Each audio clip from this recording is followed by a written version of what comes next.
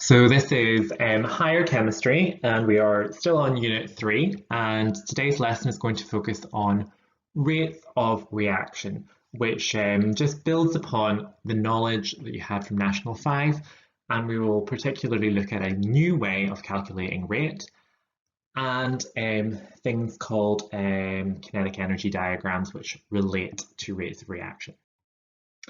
So collision theory is the underlying theory which explains what a chemical reaction is in terms of particles colliding with one another. There's not really a big extension of this from National 5 to higher. For a chemical reaction to take place, two things must happen. The reactant particles must collide, and they must have a sufficient energy, so a minimum amount of energy, which we call the activation energy. And so, if you're wanting to increase the rate of a chemical reaction, you need to affect either or both of those two things.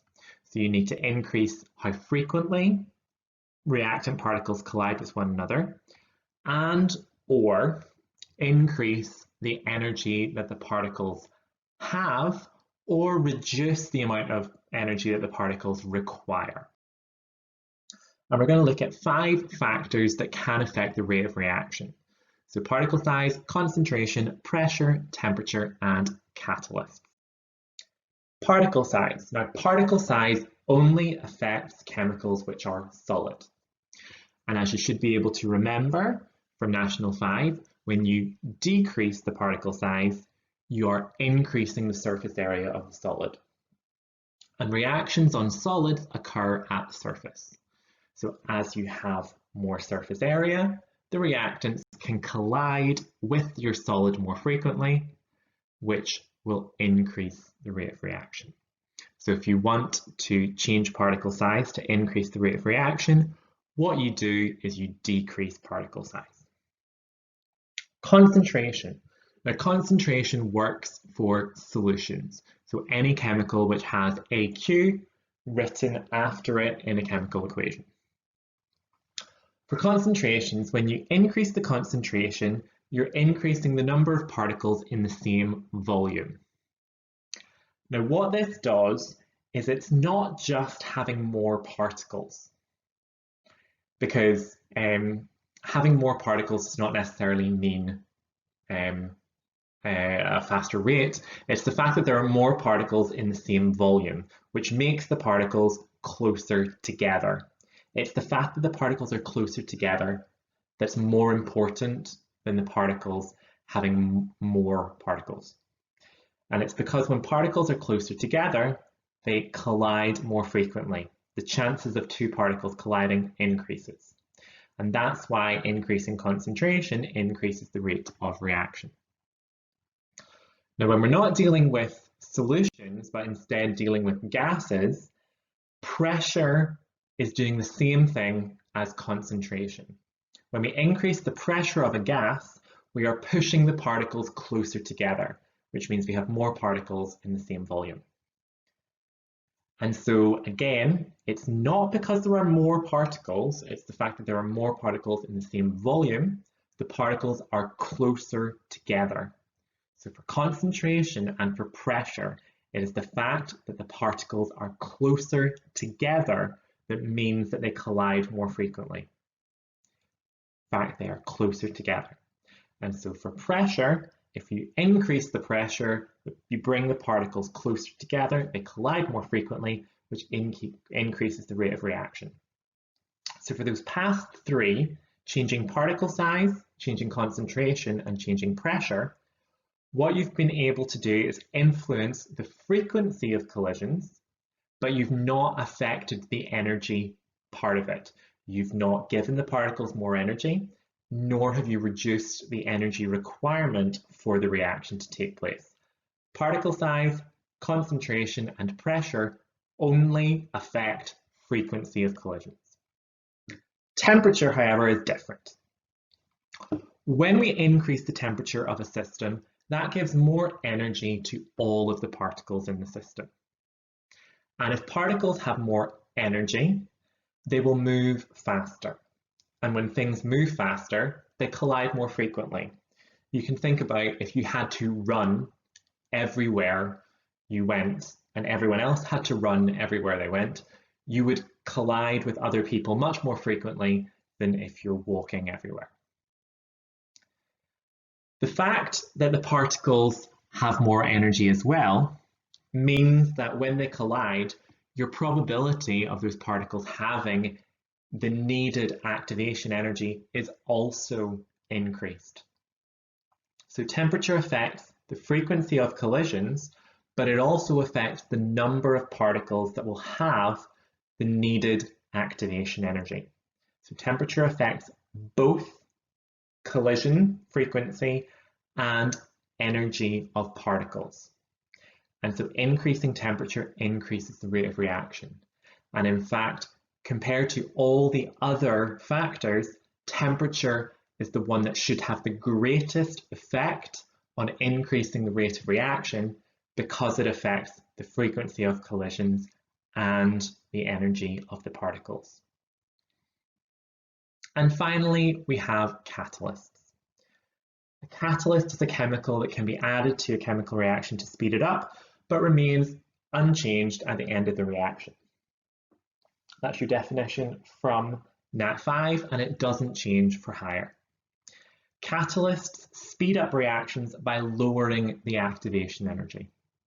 That's really all you need to know. They lower the activation energy. You don't need to go into heterogeneous and homogeneous catalysts for higher, but you will need to if you do it for advanced higher. So don't forget what you learned in that.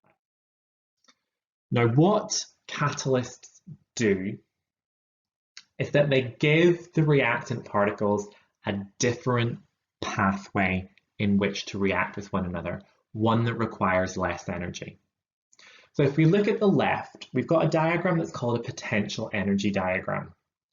And it shows the relative positions of your reactants and products in terms of energy.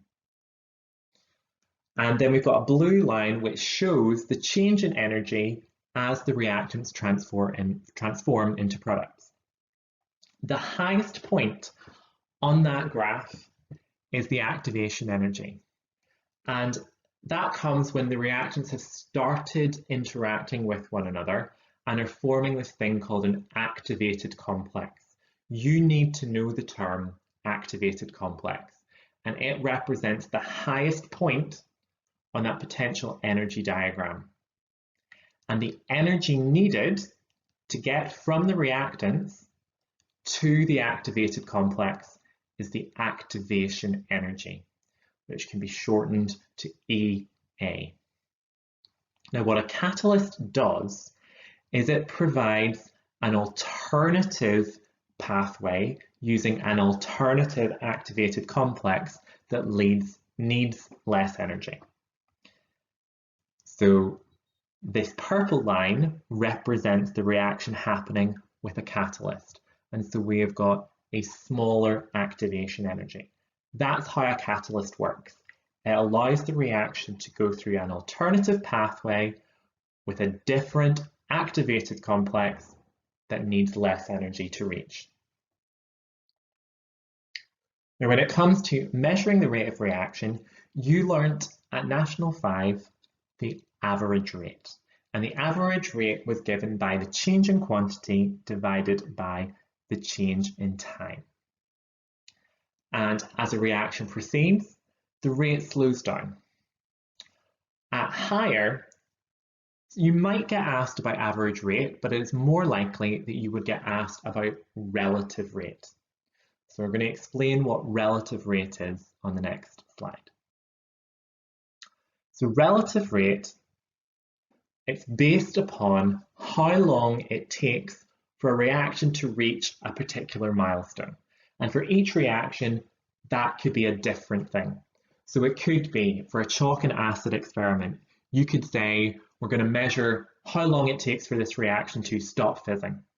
For another reaction, it could be, well, I'm going to time how long it takes for there to be a color change. Or for a reaction that's producing gas, rather than how long it takes to stop fizzing, it could be how long it takes to produce 10 centimeters cubed of gas, or a liter of gas, depending on the size of the reaction you're doing. But you pick the end point and measure how long that particular reaction takes to reach that endpoint. So you only need to make one measurement for an experiment, how long it took to reach your milestone or your endpoint. And then the relative rate is 1 divided by the time. So the units are going to be, if your time was in seconds, your units are going to be seconds to the -1. If your time was in minutes, it's going to be minutes to the -1. If it was hours, it's going to be hours to the -1. And this method makes it easier to repeat experiments and measure the effects of experimental conditions on rates, because for each experiment, you only need to make one measurement. When you're doing average rate, you need to make lots of different measurements every 30 seconds or every minute. When it comes to relative rate, you only need to make one measurement. So it's quicker to do and allows you to do lots of experiments side by side. Now, when it comes to relative rate and time, relative rate is 1 divided by time, but you can reverse that. If you've been given the rate and you need to work out the time, you can rearrange that equation so that the time taken for a reaction to finish is 1 divided by the relative rate. So that's a common question you get asked. You'll be told the relative rate and asked to work out the time. 1 divided by rate is time, or 1 divided by time is equal to the rate. Now, conditions affect the rate. So when you're plotting graphs, you need to know what shape the graphs are going to look like, and you need to be able to describe the relationship. Now remember, if you're plotting a graph in chemistry, you're going to be drawing a line of best fit. You do not join the dots. You do a line of best fit. So here's a graph showing concentration versus relative rate. So we've had a few different concentrations, and for each concentration, the time taken to finish was measured, and then that turned into a relative rate and it plotted. And for concentration, your graph should be a straight line. And we describe, if we get a straight line like that, which goes through the 0, 0 origin on the graph, we describe that relationship as concentration being directly proportional to rate. You need to be able to use that terminology. Concentration is directly proportional to rate. As one increases, the other increases. That is directly proportional. For temperature, however, the graph is not a straight line. The graph is curved. Now it's still, as one increases, the other increases, but this time, because we've got a curve, it is exponentially proportional. Again, you need to know that term, exponentially proportional. Now what that means is that for every small increase in temperature, you get a multiplication of the relative rate. And so if you double the temperature, you quadruple the rate of reaction. So it's exponential. So temperature is exponentially proportional to rate. Concentration is directly proportional to rate. This becomes important whenever you are asked to plot a graph of rates, because you will be asked to describe the relationship, and you need to use either directly proportional or exponentially proportional as part of your description of the relationships. Final thing we need to look at are energy distribution diagrams, and these are used to show the kinetic energy for particles in a system. So the graph has kinetic energy written along the x-axis and number of molecules written around the top. The shape of the graph is symmetrical. We describe it as a bell curve or a normal distribution, which you may have seen in physics or maths.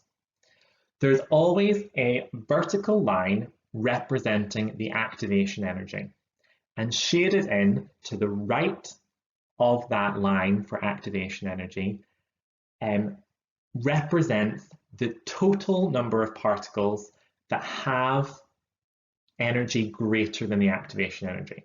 So that proportion of particles will react when they collide. All the other ones which do not have enough energy, the unshaded section, will not react.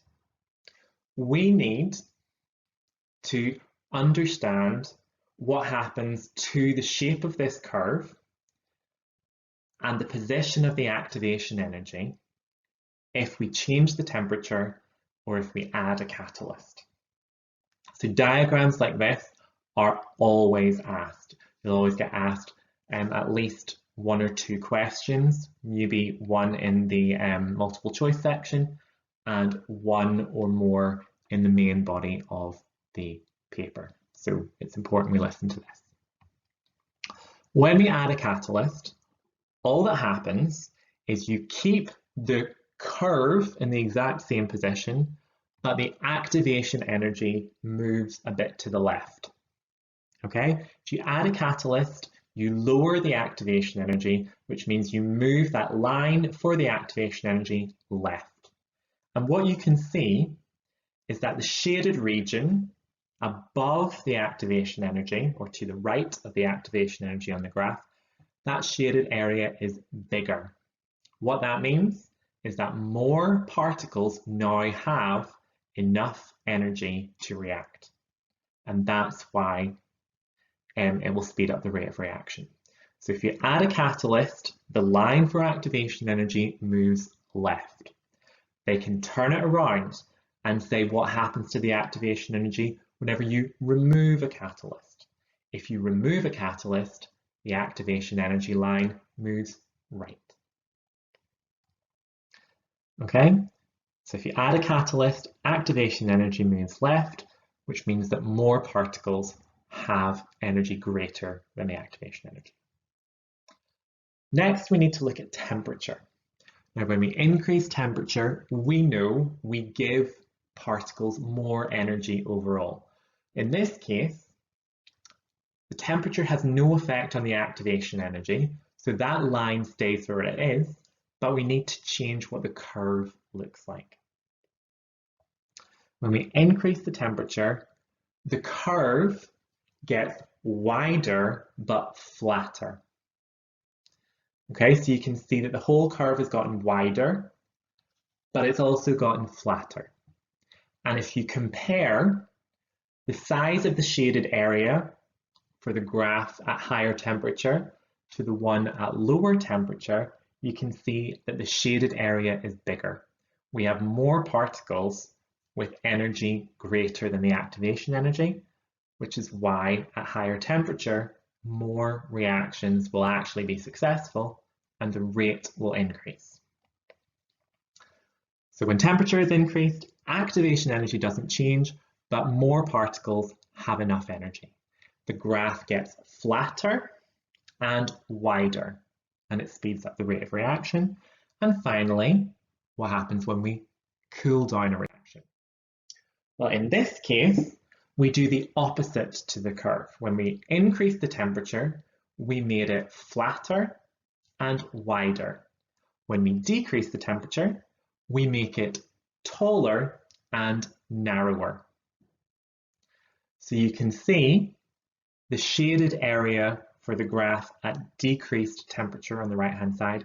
The shaded area is smaller than the one on the left-hand side, which means less particles have enough energy to react and the rate of reaction will reduce. So when temperature is lowered, activation energy doesn't change, less particles have enough energy, the graph gets taller and narrower, and the reaction slows down. So that has been rates of reaction at higher. Obviously, in class, you'll need to do practice of calculations and past papers for this. But I'll get you next time.